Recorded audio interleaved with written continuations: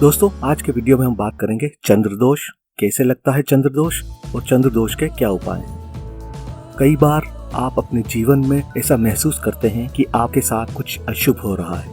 मसलन आपकी आमदनी का जरिया एकाएक छिन जाता है या फिर पानी संबंधी दिक्कतें आपको झेलनी पड़ रही हैं। आप अनिष्ट की शंकाओं से घिरे रहते हैं, मन में घबराहट, एक अनजाना भय आपको सताता रहता है। आपकी याददाश्त भी बहुत कमजोर हो जाती है। यहाँ तक हो सकता है आपके मन में दुनिया छोड़ने तक का विचार आता हो। क्या आप जानते हैं आपके साथ ऐसा क्यों होता है? ज्योतिष शास्त्र के नजरिए से देखा जाए तो इन सब का कारक आपका मन होता है। मन चंद्रमा से प्रभावित होता है। यदि आपके साथ ऐसा कुछ घट रहा है तो समझ लीजिए कि आपका चंद्रमा कमजोर है या फिर आप चंद्र दोष का शिकार हैं। मैं इस वीडियो में हम आपको चंद्र दोष के बारे में ही बताएंगे और साथ ही बात करेंगे इसे दूर करने के उपाय के बारे में। तो आइए शुरू करते हैं दोस्तों। ज्योतिषाचार्य के अनुसार जब चंद्रमा के साथ राहु की युक्ति हो रही होती है तो ऐसी अवस्था को चंद्र दोष माना जाता है। इसी अवस्था को चंद्र ग्रहण भी कहा जाता है।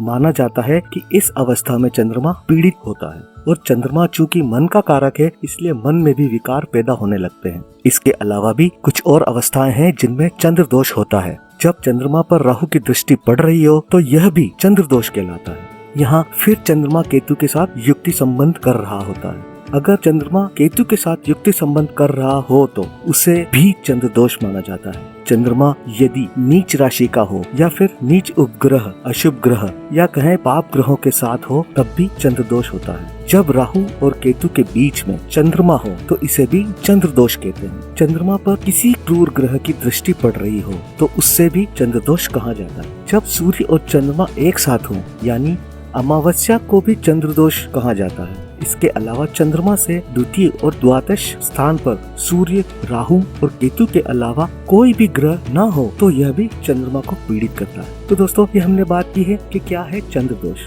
आइए अब जानते हैं चंद्र दोष से बचने के उपाय। चंद्र दोष से जाने अनजाने में हर कोई किसी न किसी रूप से पीड़ित हो ही जाता है और पीड़ित होने के बाद से ही जातक के जीवन में उथल पुथल मचने लगती है। वो आशंकित रहने लगता है, भयभीत हो जाता है, लगातार हो रही हानियां से तनावपूर्ण हो जाता है। यहाँ तक पारिवारिक जीवन भी असंतोष से भरने लगता है। कई बार तो जीवन साथी के साथ मतभेद इतने बढ़ जाते हैं कि अलगाव की स्थिति पैदा हो जाती है। इसलिए चंद्र दोष से बचाव के उपाय जरूर करने चाहिए। चंद्र दोष से बचाव के लिए पीड़ित को चंद्रमा की अधिदेवता भगवान शंकर की पूजा करनी चाहिए। साथ ही महामृत्युंजय मंत्र का जाप भी, शिव कवच का पाठ भी चंद्र दोष को कम करने में सहायक होता है। इनके अलावा चंद्रमा का प्रत्याधिदेवता जल को माना जाता है और जल तत्व के स्वामी भगवान श्री गणेश हैं। इसलिए गणेशोपासना से भी चंद्र दोष दूर होता है, विशेषकर जब चंद्रमा के साथ केतु युक्ति कर रहा हो।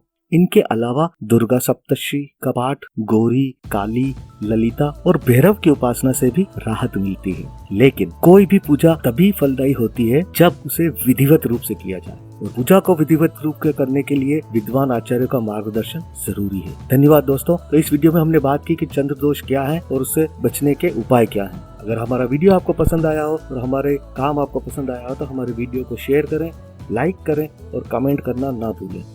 धन्यवाद।